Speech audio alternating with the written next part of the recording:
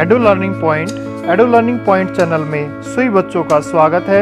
आइए बच्चों, हम आपके लिए आज एक नई एनिमेटेड वीडियो लेकर आए हैं। आज की हमारी कविता है राम लक्ष्मण परशुराम संवाद भाग 3, जिस कविता के कवि हैं तुलसीदास जी। इसके 2 भागों का अध्ययन हम पिछली कविताओं में कर चुके हैं। आइए अब हम अंतिम भाग की व्याख्या करते हैं। तुम्हें को कालू हाक जनु लावा, बार बार मोही लागी बोलावा। सुनत लखन के वचन कठोरा, परशु सुधारी धरेऊं कर खोरा। लक्ष्मण परशुराम से कहते हैं, ऐसा लग रहा है कि आप बार बार आवाज लगाकर काल को मेरे लिए बुला रहे हो। सुनत लखन के वचन कठोरा। लक्ष्मण के ऐसे कठोर वचन सुनकर परशुराम क्रोधित होकर अपने फरसे को कसकर पकड़ लेते हैं और कहते हैं, अब जनी देई दोसु मोहि लागू, कटु बुद्धि बालक बद जोगू। अब लोग मुझे दोष ना दे। कटु वचन बोलने वाला, कटु वचन होते कड़वे वचन, यह बालक वध के योग्य है।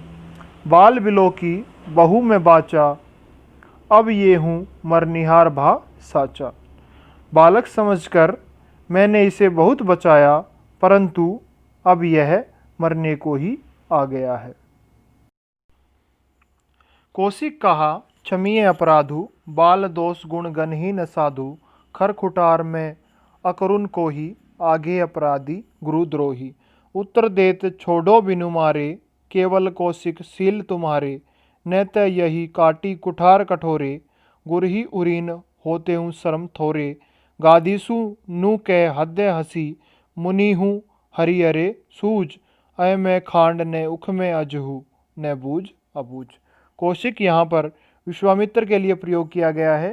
क्षमीय है क्षमा, अपराधु अपराध, गण ही गिनते हैं। क्रोधित परशुराम को देखकर विश्वामित्र कहते हैं, अपराध क्षमा कीजिए। साधु और संत व्यक्ति बच्चों के गुण दोष नहीं गिनते हैं। खर कुठार में अकरुण को ही, आगे अपराधी गुरु द्रोही। परशुराम कहते हैं कि तीखी धार के कुठार और मेरे जैसे दया रहित और क्रोधी के सामने यह गुरुद्रोही कटु होता कड़वा उत्तर दे रहा है। उत्तर देत छोड़ो बिनु मारे, केवल कौशिक सील तुम्हारे। इतना सब होते हुए भी मैं इसे मारे बिना छोड़ रहा हूँ। हे विश्वामित्र, केवल तुम्हारे शील स्वभाव के कारण। न त यही काटी कुठार कठोरे, गुरही उरीन होते हूँ शर्म थोरे।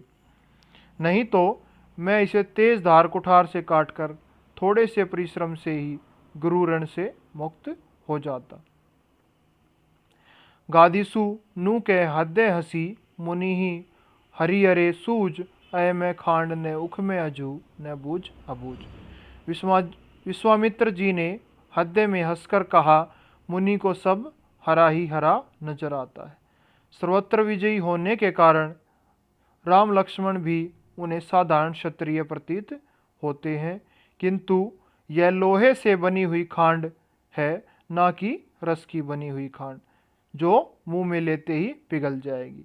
विश्वामित्र कहते हैं, मुनि अब भी नासमझ बने हुए हैं, जो इनके प्रभाव को नहीं समझ रहे।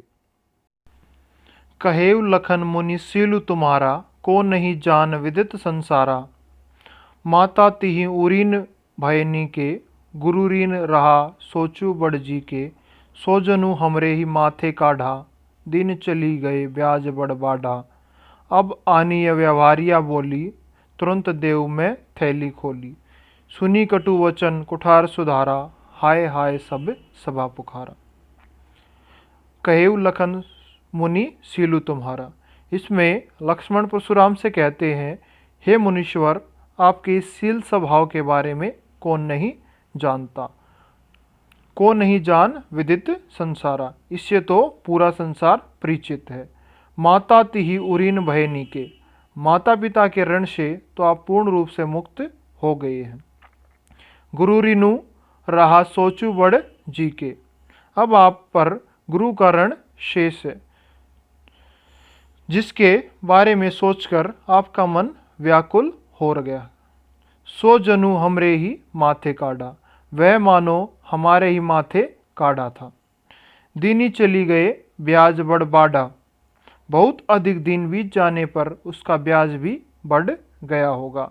अब आनी है व्यवहारिया बोली, तुरंत देव में थैली खोली। आप किसी हिसाब करने वाले को बुला लाइए तो मैं तुरंत थैली खोलकर रख दूं।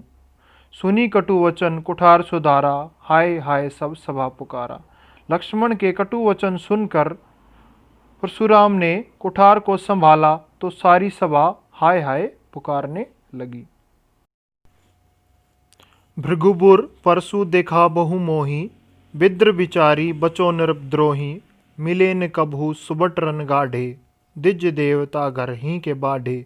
अनुचित कही सबु लोगु पुकारे, रघुपति से नहीं लखनु नेवारे। लखन उत्र आहुति श्रेष्ठ, भृगुपुर कोपु कृशानु। बढ़त देखी जल सम वचन बोले, रघुकुल भानु। भृगुपुर परशु देखावो मोही।